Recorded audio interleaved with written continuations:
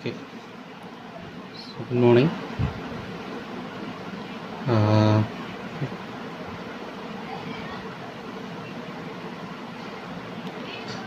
Now we are going to see about projections of straight line. Okay, before we enter into the content, that is projection of straight line. Okay, before that, let's we see about what is meant by straight line. Okay, so first let's start with the line. In the previous topic we discussed about points. Okay, point is nothing but a basic element in engineering graphics which will helps to indicates the desired location. Okay, here a line is nothing but connecting any two given points. Connecting any two given points. Let's take point A as well as point B is given. We can connect this 2 point in numerous way. Okay, we can connect this 2 point in numerous way. All those are called as lines. Okay,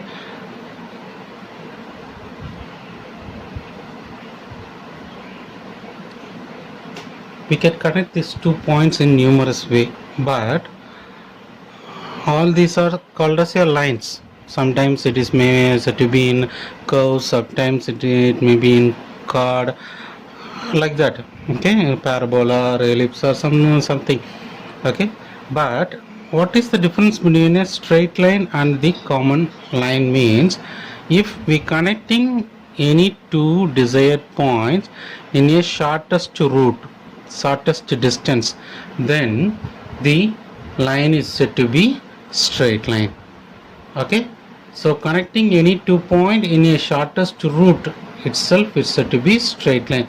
Rest of the all the remaining lines are said to be curve or a normal line. Okay, so we know that from this we can know that what is meant by straight line. So connecting any two given point in a shortest route, that is said to be straight line. So here in this second unit we are mostly concentrate on straight lines. Okay, our concentrate more on straight line. Okay, then what is meant by projection? How we can project the straight line in numerous way. Okay, so here for this particular content we are going to project the straight line in 4 different ways. Okay, first straight line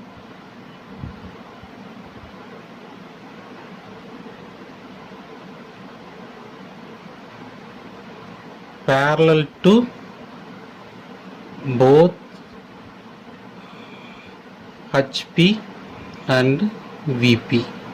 Okay, HP VP ரெண்டுக்குமே வந்து parallel இருக்கும். இது first case. சரியா? second case நான் ஷார்ட்டாக எழுதுறேன்னா ST அப்படிங்கிறது straight line parallel to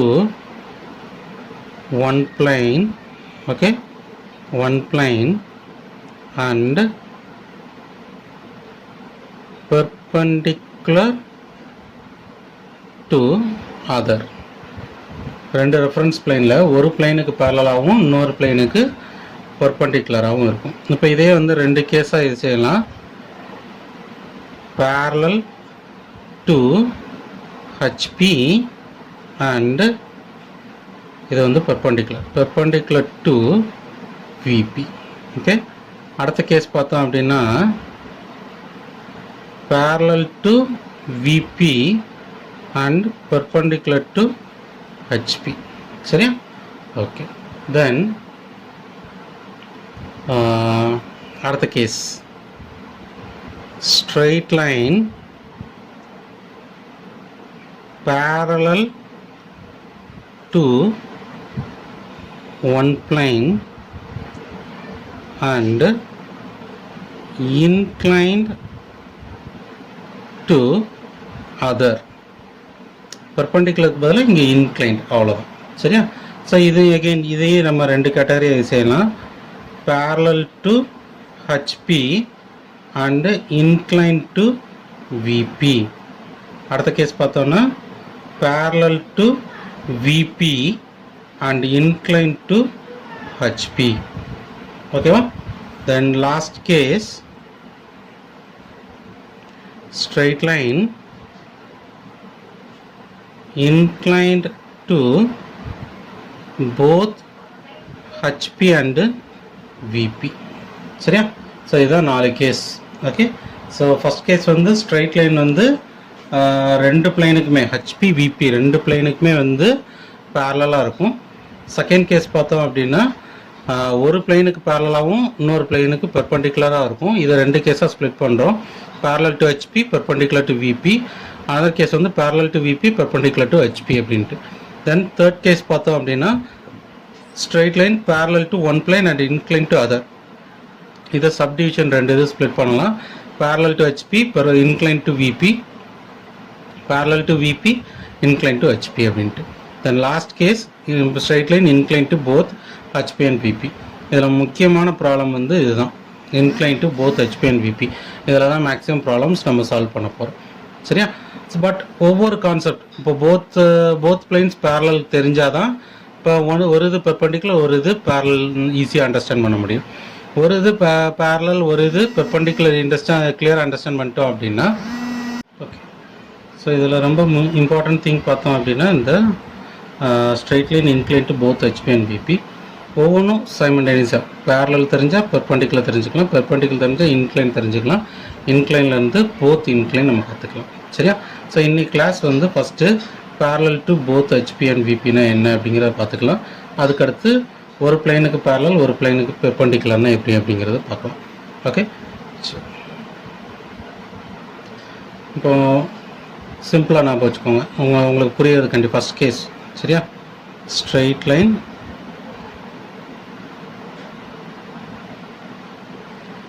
parallel to both HP and VP. சரி, இப்போ உங்களுக்கு புரியறதுக்கு நீங்கள் என்ன செய்ய, உங்களோட ஒரு நோட்டை வந்து ஓப்பன் பண்ணி வச்சுக்கோங்க. சரியா? நோட்டை ஓப்பன் பண்ணி இந்த மாதிரி இந்த பொசிஷனில் வச்சுக்கோங்க. ஓகே, ஸோ இந்த பிளைன் வந்து HP, இது வந்து VP. சரியா? HP VP இது வந்து ஃபஸ்ட் குவாட்ரண்ட். நம்ம நல்லா நம்ம வச்சுக்கோங்க. இன்னுமே ஃபுல்லாகவே நம்ம வந்து இன்னுமே ஃபுல்லாக பார்க்க போகிறது மோஸ்ட் ஆஃப் த கேஸ் எல்லாமே வந்து ஃபஸ்ட் குவாட்ரண்ட் மட்டும்தான் பார்க்க போகிறோம். ஃபஸ்ட் குவாட்ரண்ட் கண்டிஷன் வந்து above HP in front of VP. சரியா? சரி, இப்போ நம்ம என்ன செய்ய போகிறோம் அப்படின்னா ஒரு பிளைன் வந்து பேரலல் அப்படிங்க போகும்போது சரியா நல்லா ஞாபகம் வச்சுக்கோங்க. பேரலல் கண்டிஷனில் நமக்கு வந்து ட்ரூ ஷேப் ஒரிஜினல் லென்த்து நமக்கு தெரியும். சரியா? பேரலல் கண்டிஷனில் ஒரிஜினல் லென்த்து தெரியும். ஸோ இப்போ நான் என்ன செய்கிறேன், இப்போ இங்கே ஒரு ஸ்ட்ரெயிட் லைனை நான் என்ன செய்கிறேன், இந்த இடத்துல வைக்கிறேன். சரியா? ஒரு ஸ்ட்ரெயிட் லைன் ஏபி அப்படிங்கிற ஒரு ஸ்ட்ரெயிட் லைனை இந்த ஃபஸ்ட் குவாட்ரண்ட்டில் வச்சுருக்கேன். இந்த ஸ்ட்ரெயிட் லைனோட ஒரு எண்டில் வந்து இப்போ இதுக்கு வந்து ஒரு கேஸ் கொஸ்டின் அப்படியே பார்ப்போம். Okay, line AB 70 mm long. சரியா? 70 mm long, parallel to both HP and VP. okay, one end A 20 mm above HP and 25 mm in front of VP. Draw its projection. இதான் question கொடுப்பாங்க. சரியா? Question இப்படி தான் இருக்கும். Okay, so இப்போ நம்ம என்ன செஞ்சுருக்கோம் அப்படின்னா ஒரு ஏபிங்கிற லைன் வந்து ஃபஸ்ட் குவாட்ரண்ட் எடுத்துட்டோம், ஹெச்பிக்கு மேலே விபிக்கு முன்னாடி. சரியா? இந்த ஒரு எண்டு வந்து இந்த லைன் ஏபி லென்த் வந்து எவ்வளோ 70 mm இருக்குது. ஓகே, ஒரு எண்டு ஏங்கிறது பார்த்தோம் அப்படின்னா ஹெச்பிக்கு மேலே 20 mm விபிக்கு முன்னாடி 25 mm இருக்குது. சரியா, இந்த பொசிஷனில் இருக்குது. இப்போ இதை நம்ம வந்து ப்ரொஜெக்ஷன் பார்க்க போகிறோம். ஸோ அப்போ ஃப்ரண்ட் வியூலேருந்து பார்த்தோம் அப்படின்னா இந்த ஏபிங்கிற லைன் அப்படியே நமக்கு எதில் தெரியும், விபியில் தெரியுமா? ஸோ அப்போ ஏபியோட இது பேரலாக இருக்கிறதுனால இந்த லென்த்து மாறாது. ஏ டேஷ் பி டேஷ் அதே 70 mm அப்படியே இருக்கும். சரியா, இப்போ டாப் வியூலேருந்து இதை பார்த்தோம் அப்படின்னா இது அப்படியே நேராக கீழே நமக்கு இங்கே கிடைக்கும் ஏபி. சரியா, ஸோ ஃப்ரண்ட் வியூவில் ஒரு ஸ்ட்ரெயிட் லைன், டாப் வியூவில் ஒரு ஸ்ட்ரெயிட் லைன். எப்போ அப்படின்னா ரெண்டுமே பேரலாக இருக்கிறதுனால பேரலல் கண்டிஷனில் அதோட ஒரிஜினல் லென்த்து நமக்கு அப்படியே கிடைக்கும். சரியா, இப்போ நமக்கு ஃப்ரண்ட் வியூலேருந்து பார்க்க போகும்போது இந்த விபியில் உள்ள இமேஜ் நம்மளால் பார்க்க முடியும். ஆனால் டாப் வியூவில் தட் இஸ் ஹெச்பியில் இருக்கக்கூடிய இந்த இமேஜ் ஏபிஏ நம்மளால் பார்க்க முடியாது. அப்போ என்ன செய்வோம், 90 டிகிரி ரொட்டேட் பண்ணுவோமா? ரொட்டேட் பண்ணோன்னா நம்மளோட ப்ரொஜெக்ஷன் இந்த மாதிரி கிடச்சிரும். சரியா, வெர்டிக்கலாக கிடச்சிரும். அப்போ இங்கே இருக்கக்கூடிய ஸ்ட்ரெயிட் லைன் நமக்கு அப்படியே இந்த இடத்துல இப்படி கிடைக்கும், ஏபின்னு இப்படி கிடச்சிரும். ஓகேவா? ஸோ அப்போ இதோட ப்ரொஜெக்ஷன் எப்படி வரையணும் அப்படின்னு பார்த்தீங்க அப்படின்னா ஃபஸ்ட் ஆஸ் இட் இஸ் ஒரு XY ரெஃபரன்ஸ் லைன் வரைங்க. சரியா, XY ரெஃபரன்ஸ் லைன் வரைஞ்சிட்டு இப்போ அடுத்து என்ன செய்யுங்க, எப்பயும் போல் அங்கே என்ன செய்வோம், ஒரு வெர்டிக்கல் லைன் போடுவோமா? ஒரு வெர்டிக்கல் லைன் போட்டுருங்க. வெர்டிக்கல் லைன் போட்டு ஃபஸ்ட்டு ஏங்கிற பாயிண்ட்டை லொக்கேட் பண்ணுங்கள்.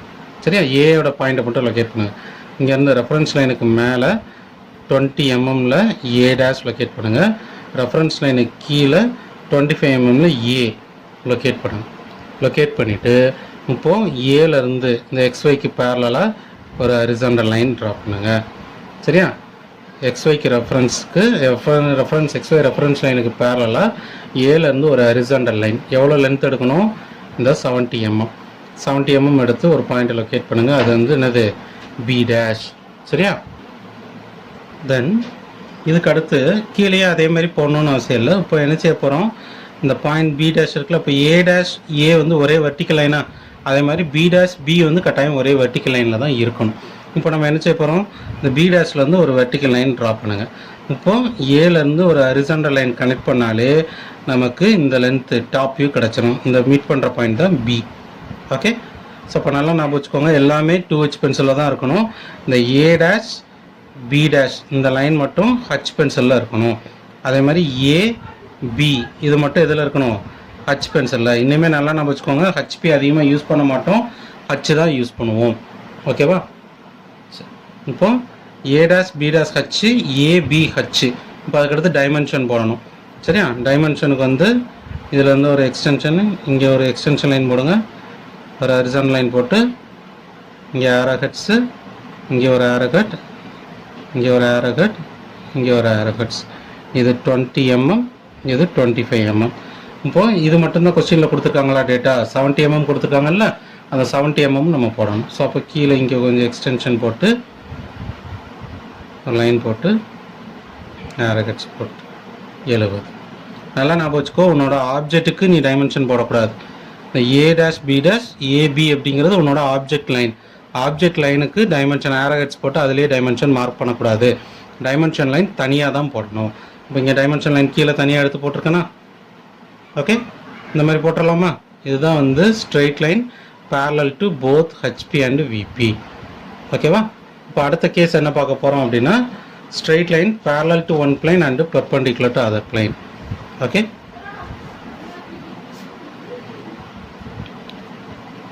இப்போ இதில் 2 ப்ராப்ளம் பார்த்துருவோம். ஓகே, இப்போ a straight line PQ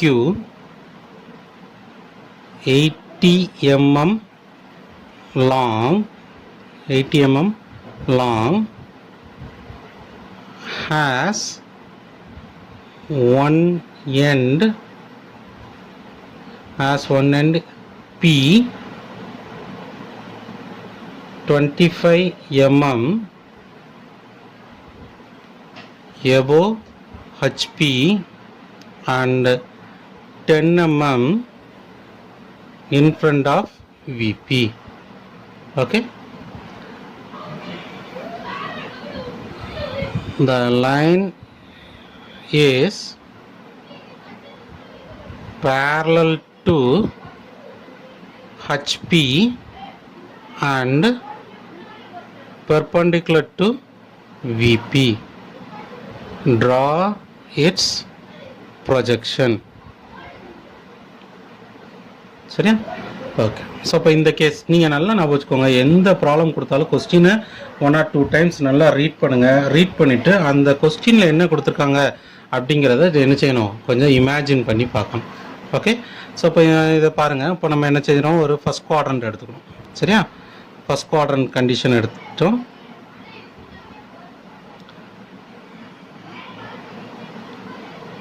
first quadrant எடுத்து இப்போ இதில் வச்சுருக்கேன். இது வந்து ஹெச்பி பிளைன், விபி பிளைன் இப்படி இருக்குது. இப்போ இந்த இதை இமேஜ் பண்ணணும். இப்போ வந்து PQ, இப்போ லெட்டஸ் கன்சிடர் இந்த பென் தான் வந்து உங்களோட ஸ்ட்ரைட் லைன் PQ அப்படின்னு வச்சுக்கோங்க. இதோட லென்த் வந்து 80 mm இருக்குது. இப்போ இதில் இதோட ஒரு எண்டு இந்த P, இதை Pன்னு எடுத்துக்கணும், இதை Qன்னு எடுத்துக்கணும். இந்த Pங்கிற எண்டு என்ன செய்யுதுன்னா ஹெச்பிக்கு மேலே எவ்வளோ இருக்குது, 25 mm இருக்குது. விபிக்கு முன்னாடி ஒரு 10 mm இருக்குது. சரியா? ஸோ இந்த பொசிஷனில் இருக்குது. இப்போது இந்த line is parallel to HP. இப்படி வச்சோன்னா ஹெச்பிக்கு பேரலல் தான், ஆனால் விபிக்கு பேரலல். சரியா? ஆனால் இங்கே என்ன கொடுத்துருக்காங்க, பெர்பெண்டிகுலர் டு விபி. ஸோ அப்போ விபிக்கு பெர்பெண்டிகுலராக இருக்கணும். ஸோ இப்போ இந்த பொசிஷனில் இருக்குது. சரியா? ஸோ ஸ்ட்ரெயிட் லைன் இந்த பொசிஷனில் இருக்குது. அப்போ இப்போ ஃப்ரண்ட் டாப் வியூலேருந்து பார்த்தோன்னா ஹெச்பிக்கு பேரலாக ஃபுல் லென்த்து தெரியும்.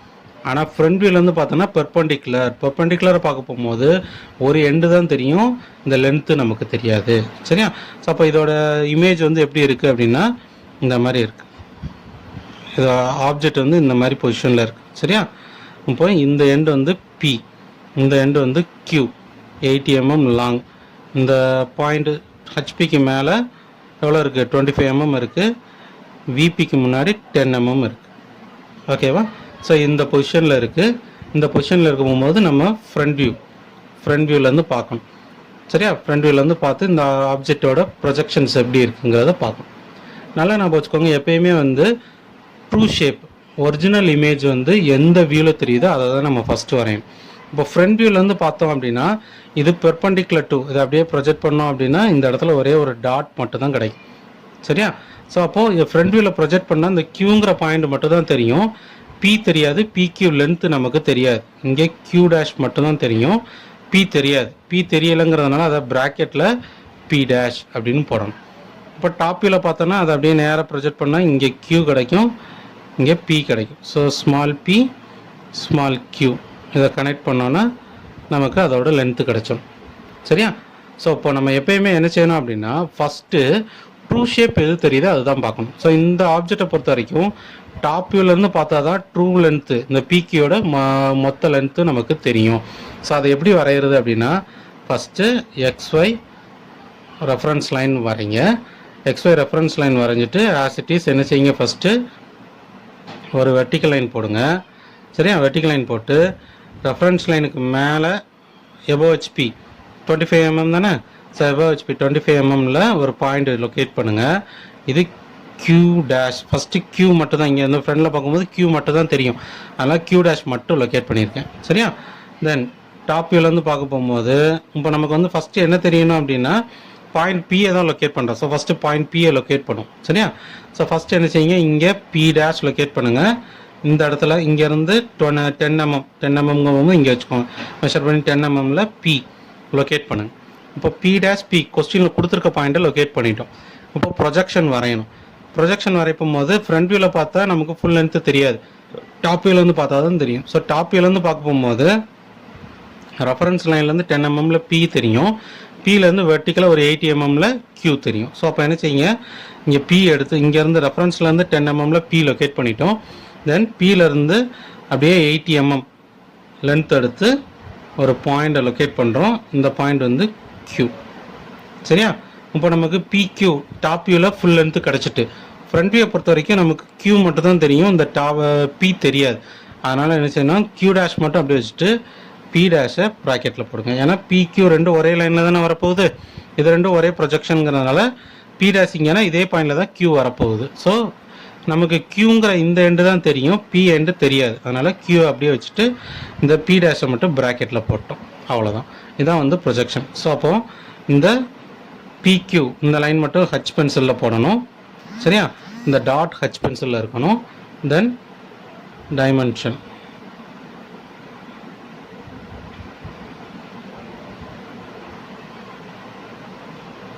இந்த லென்த்து 25 mm, இந்த லென்த்து 10 mm, இந்த லென்த்து ஸ்ட்ரெயிட் லைனோட லென்த்து 80 mm. அவ்வளோதான். போட்டலாமா?